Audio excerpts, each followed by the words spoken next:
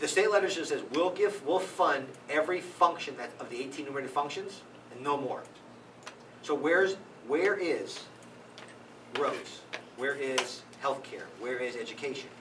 Now, defense of our Navy, Army under war. Yeah, now back to the war part. What was the last declared war in American history?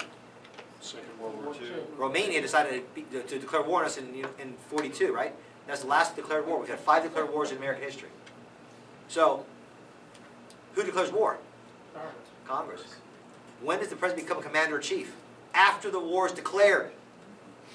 So if we hold these people accountable, so back to your statement is, if we say we're going to fund only constitutionally enumerated functions, their haul gets a whole lot less and a lot fast. And I always laugh at the roads.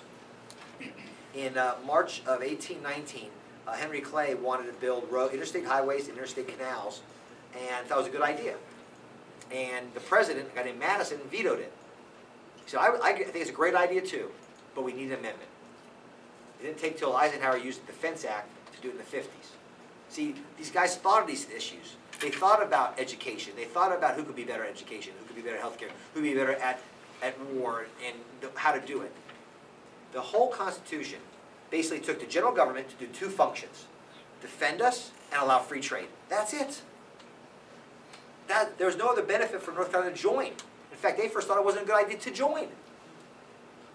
There's a letter from in 1803 from Jefferson to John Taylor of Caroline, saying he's president at this time.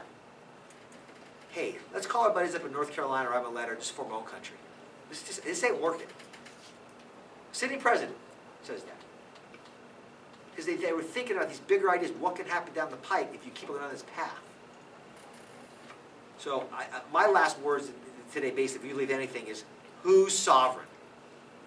And anybody that infringes on that is illegitimate. Anybody or any government. Can I answer this question? There is a nullification remedy. She's an attorney. Yeah. We won't hold it against her. Yeah, and I don't know how far this has gone, but there is a nullification remedy. It's been discussed where states would they would set up a fund, and they would take instead of people paying directly to the federal government their income tax, it would go through the state first.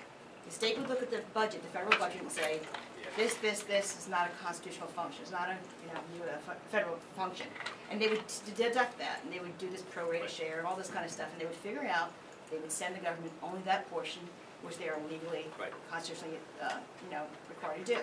They would keep that amount, and either they would refund that to the people, or put it in, or put part in their state, and then use that for the state functions.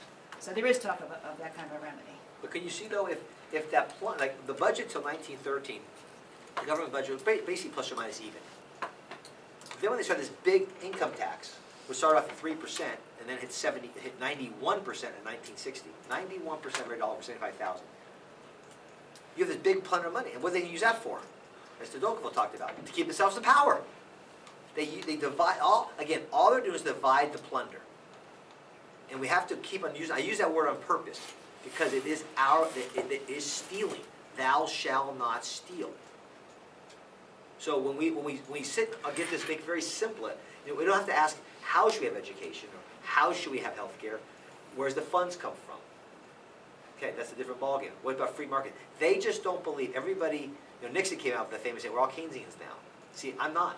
I believe in laissez-faire. I believe in free market. I believe in the freedom to choose not to or choose to do something. And that's what built America. So when we get back to understanding that the government is not the solution, and we actually just gave them a certain amount of powers at the general level and a certain amount at the state. Now the state, we can have a state, other than the state of North Carolina must be a Republican form of government by definition, Article 4 of the Constitution. But they could have Romney care in our state. That's stupid, but we could. But then when we elect the next election cycle, we vote those people out. The problem is we don't. We always want to keep our guys in, even though we're getting less and less and less constitutionality of our men and women.